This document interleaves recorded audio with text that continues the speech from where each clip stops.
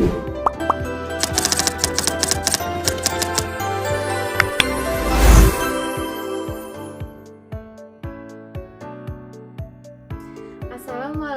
warahmatullahi wabarakatuh. Halo semuanya, saya Ratna Nur Isnaini dengan NIM 2501846. Saya adalah mahasiswa dari Program Studi Administrasi Pendidikan Angkatan 2025 Fakultas Ilmu Pendidikan Universitas Pendidikan Indonesia. Nah, pada kesempatan kali ini saya akan menyampaikan satu buah materi yang berjudul Konsep Dasar Perencanaan Pendidikan di Tingkat Sekolah. Tujuan pembelajaran kali ini agar kita dapat mampu memahami konsep dasar perencanaan pendidikan pada tingkat sekolah. Lalu kita dapat mengetahui data apa saja yang akan dibutuhkan di perencanaan pendidikan itu. Dan yang terakhir itu, kita akan memahami pentingnya perencanaan pendidikan yang sistematis untuk meningkatkan mutu pendidikan. Teman-teman pernah nggak sih kepikiran kenapa sebuah sekolah itu bisa memutuskan untuk membangun lab komputer atau membangun fasilitas-fasilitas yang baru di tahun berikutnya? Nah, sebenarnya keputusan-keputusan itu tuh bukan muncul secara tiba-tiba ya teman-teman, tapi di baliknya ada sebuah proses yang dinamakan dengan perencanaan pendidikan. Menurut Philip Hawkins, perencanaan pendidikan itu merupakan upaya rasional untuk menyesuaikan sumber daya pendidikan dengan kebutuhan masyarakat di masa sekarang dan di masa yang akan mendatang. Lalu pada tingkat sekolah itu, perencanaan pendidikan menjadi pedoman utama dalam pengambilan keputusan, mulai dari perencanaan kurikulum, tenaga pendidik, peserta didik, sarana dan prasarana, serta pembiayaannya. Apa sih tujuan dari perencanaan pendidikan di tingkat sekolah? Nah, tujuannya itu untuk menjamin tercapainya tujuan pendidikan sekolah secara terarah, lalu mengoptimalkan penggunaan sumber daya yang tersedia, mengantisipasi permasalahan dan kebutuhan sekolah di masa yang akan mendatang, lalu yang terakhir itu untuk meningkatkan mutu layanan pendidikan secara berkelanjutan.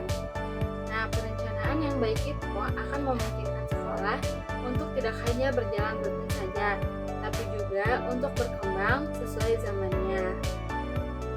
Di tingkat sekolah ini, perencanaan pendidikan biasanya dituangkan dalam dokumen rencana kerja sekolah atau yang biasa kita sebut RKS. Nah, RKS ini berfungsi sebagai pedoman sekolah dalam melaksanakan program pendidikan baik untuk jangka pendek maupun jangka menengah. Oleh karena itu, penyusunan RKS harus dilakukan secara serius dan harus berdasarkan dengan data yang valid. Agar perencanaan pendidikan tetap efektif, terdapat beberapa prinsip yang harus diperhatikan. Yang pertama itu ada berbasis data dan fakta. Prinsip ini menekankan bahwa perencanaan pendidikan itu harus disusun berdasarkan data yang nyata, bukan hanya perkiraan. Dengan perencanaan berbasis data yang nyata, maka keputusan yang akan diambil akan lebih tepat sasaran dan dapat dipertanggungjawabkan. Yang kedua, ada realistis dan dapat dilaksanakan. Program yang direncanakan itu harus mempertimbangkan ketersediaan sumber daya, baik segi tenaga, dana, dan fasilitasnya. Nah, prinsip ini tuh bertujuan agar rencana itu tidak hanya bagus, hanya di atas kertas saja, tetapi emang benar-benar bisa dilaksanakan dan memberi dampak yang nyata. Lalu yang ketiga ada partisipatif. Nah, prinsip ini tuh sangat penting karena keterlibatan banyak pihak sekolah akan membuat rencana jadi lebih komprehensif, meningkatkan rasa memiliki, dan mempermudah pelaksanaan program di lapangan. Dan yang terakhir itu ada berkelanjutan. Sekolah dapat melakukan evaluasi dan perbaikan secara terus-menerus untuk meningkatkan mutu pendidikan secara berkelanjutan. Lalu ada data apa aja sih yang harus dimiliki oleh sekolah dalam perencanaan pendidikan itu? Nah, yang pertama itu ada data peserta didik.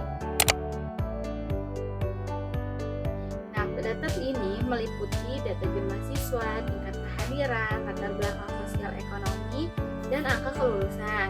Data ini penting untuk menentukan kebutuhan layanan pembelajaran dan program pendukung siswanya. Lalu ada data pendidik dan tenaga kependidikan.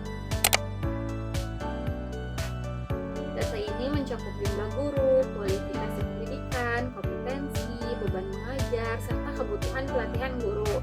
Dengan data ini sekolah dapat merencanakan pengembangan profesional guru secara tepat. Data kurikulum dan pembelajaran. Data kurikulum ini meliputi struktur kurikulum, capaian pembelajaran, serta hasil evaluasi belajar siswa. Data ini menjadi dasar dalam penyusunan program pembelajaran yang relevan dan kontekstual. Lalu ada data sarana dan prasarana. Nah, teman-teman pasti tahu kan apa sih yang meliputi dari sarana dan prasarana ini? Nah, yang meliputi itu ada ruang kelas, laboratorium, dan fasilitas pendukung lainnya. Data ini membantu sekolah menentukan prioritas pengadaan dan pemeliharaan fasilitas. Dan data yang terakhir itu ada data keuangan dan pembiayaan. Ini mencakup sumber dana sekolah, anggaran, dan penggunaan dana. Perencanaan berbasis data keuangan membantu sekolah mengelola anggaran secara transparan dan akuntabel.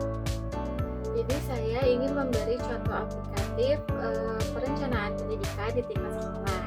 Misalnya ada sekolah menganalisis hasil asesmen siswa dan menyadari bahwa kemampuan literasi siswanya itu masih rendah.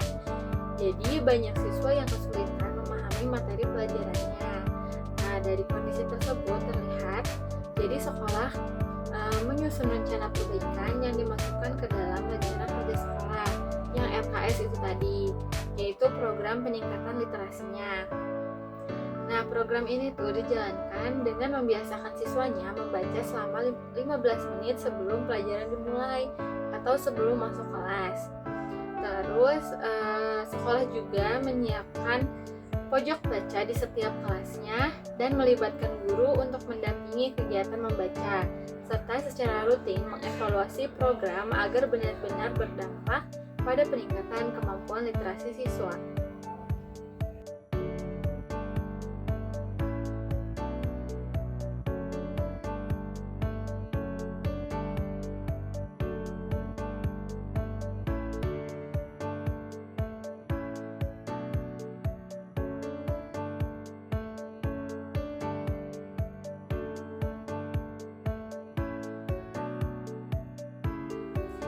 Jadi dapat disimpulkan bahwa perencanaan pendidikan itu merupakan proses yang sangat penting dalam meningkatkan mutu pendidikan.